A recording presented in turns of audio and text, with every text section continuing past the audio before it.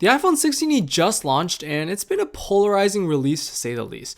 Most people are saying don't get it, it's way overpriced, as most expected it to be the new iPhone SE 4, which was Apple's budget iPhone for $400, but this wasn't the case. On the other hand, some people are like saying, well, you guys don't understand who Apple made this phone for, which that's what's honestly kind of confusing until I really thought about it. In this video, I'm going to go through how carrier financing in the US massively changed how people buy smartphones, which is why Apple is shifting their strategy and targeting a specific audience for long-term growth. Because I think the $600 price point is high, but it might actually end up working in Apple's favor, despite all of us thinking it's way too expensive.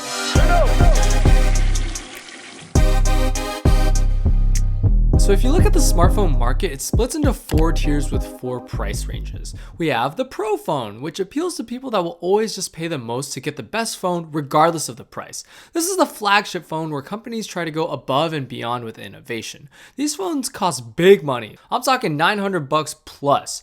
Then we have the baseline, people that want the best but don't need the above and beyond. Often the Pro phones have S-tier features like an S Pen that are incredible but not necessary for the essential experience.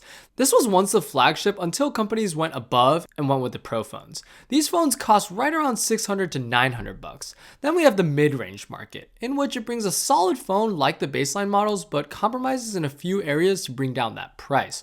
For the most part, Apple didn't have a newly released phone in this category, which is why a lot of Android took the mid-range market share. But Apple had their iPhone SE. These phones are around $350 to $600. And then lastly, the budget phone, which the price is its greatest incentive, where they pack in as much phone as they can for super cheap. These are around $150 to $350.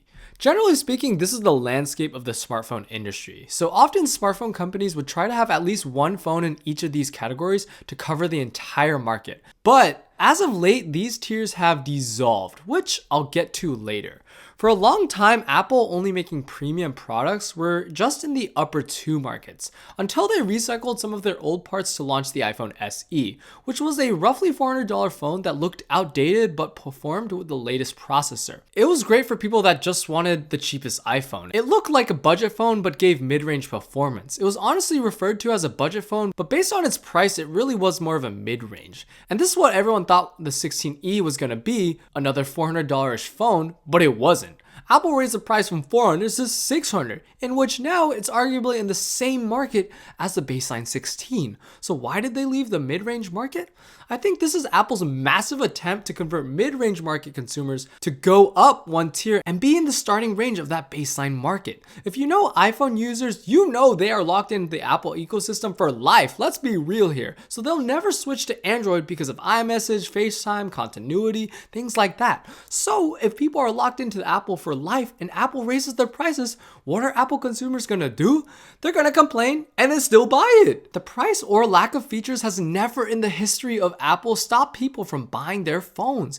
If they can convert people from the mid-range market to the baseline market, that's gonna be massive. Why? All of a sudden, the people in their cheapest market are going from paying $400 to $600. But also, if you can get a consumer to go from paying $400 to $600, which is a significant leap, the leap from $600 to $800 all of a sudden isn't that significant and is much more likely. If the iPhone 16e is a hit, it's going to do them wonders in the future. I think this is Apple's bold move to entirely shift people in the mid-range market into that baseline market for the years to come. Now, if we look at the overall sales of smartphones in the recent years, what's the best-selling smartphone? It's consistently been the Pro phones. How? These are $1,000 phones. Ain't no way all these people can afford them. You're right, except the reason being, most people buy phones through carriers, in which they have trade-in deals and monthly financing. The architecture of the entire phone market has massively shifted, just like the streaming era of music and Netflix subscriptions. These phones appear to be way more affordable if you can pay it off monthly, in which way more people are buying them. Like, I won't be able to pay for $1,000 out of pocket, but if I can do a $40 a month for the next 2 years, sign me up! And because it locks people into the carriers, this means people aren't switching over to other carriers, in which carriers maintain customers and revenue long term.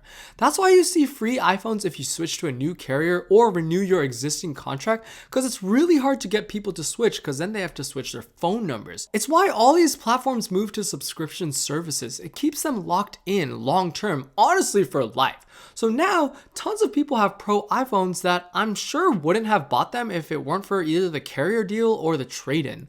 So going back to the iPhone 16e, who the flip is this phone for? It's for the people that don't actually care about what phone they have as long as it's an iPhone. It's for the people that just got notified that they're eligible for a new upgrade and they walk into an Apple store, that's the cheapest one, and bam, they just buy it. People that bought the SE were never diehard Apple fans, but really casual but loyal ones. The same goes for the people that will buy the iPhone 16e. Now, I will say two things. This $600 price point won't convert any Android users. I can tell you that. There are way better options for much cheaper in Android.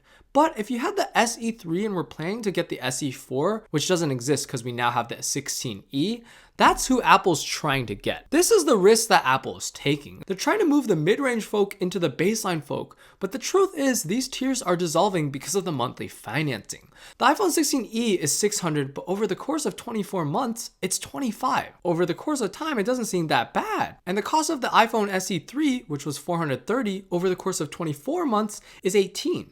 What's $25 compared to $18? It's only a $7 difference. And then once they do that, the baseline iPhone 16 is $800 and over 24 months is $33.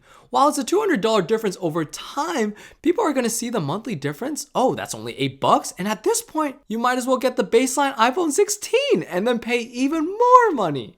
So the real question is, will Apple be able to convert people from paying $400 to $600?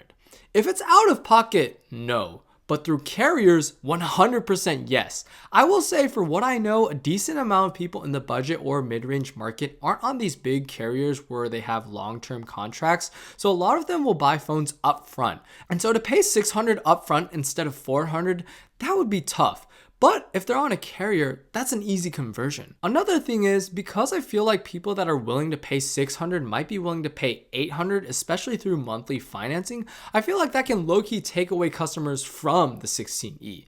And shoot, even from there, from the baseline to the Pro, what's the difference between $33 and $41? Like, even the jump from 25 to 44 for a significant amount of people is insignificant, which is probably another reason why the Pro series is the best-selling phone. I personally think the iPhone 16e won't have crazy sales, but I think it's part of Apple's long-term master plan to get those Apple users in the mid-range market to convert to the baseline, since most Apple users lock themselves in for life. What do you think though? Is this a smart move on Apple? Will the iPhone 16e flop or sell well? Let me know in the comments. Peace!